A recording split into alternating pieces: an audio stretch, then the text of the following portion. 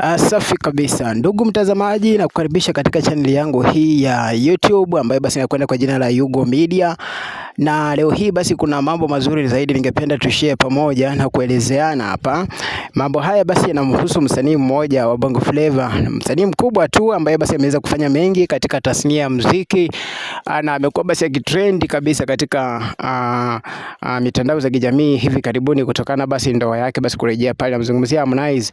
Lakini pia kabla nisiweze basi kueleza mengi kuhusiana na Harmonize, kuna mambo ambayo basi ningependa zaidi basi uweze kufanikisha kuyafanya wewe basi mtazamaji wangu na pia shabiki wangu mpendwa. Ningependa kusii kwamba chukua basi sekunde yako moja tu uweze kusubscribe katika channel yetu hii ya YouTube ambayo inakwenda kwa jina la Yugo Media. Yugo Media basi ni channel ambayo ipo katika basi mtandao wa YouTube na pia mitandao zingine. Chukua basi sekunde moja tu iweze kuifollow na pia kusubscribe. Itakuwa basi imependeza zaidi. Pia bonyeza alama ya like kwenye mitandao hii au mtandao huu wa YouTube. So kufikia hapo basi mtazamaji, ningependa basi nikueleze mengi zaidi kuhusu Harmonize.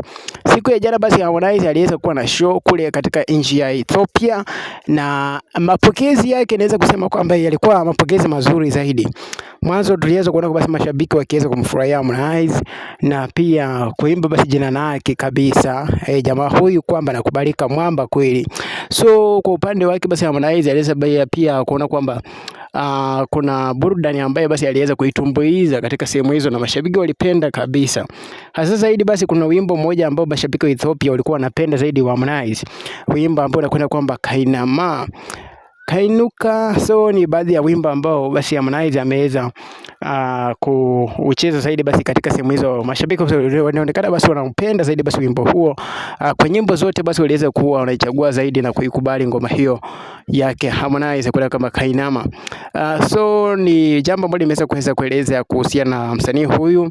Ameweza kuwa basi hivi karibuni akiweza kutrend kutokana na mambo ya kifamilia kuhusu basi mkewe ambaye pia Frida Kajala, ambayo ameweza basi kurudiana hivi karibuni. Siku ya jana niweza kuletea video au niweza kutazama video nyingine kuhusu Harmonize katika channel hii, ambaye basi iliweza kuelezea kwamba hataki zaidi ushauri kuhusu ndoa yake au mambo basi ya mahusiano yake ya ndani. Hataki zaidi basi kuona kwamba watu wanamshauri kwamba wenda basi Kajala ataondoka tena, mambo kama hayo, kwamba hivi karibuni wataachana.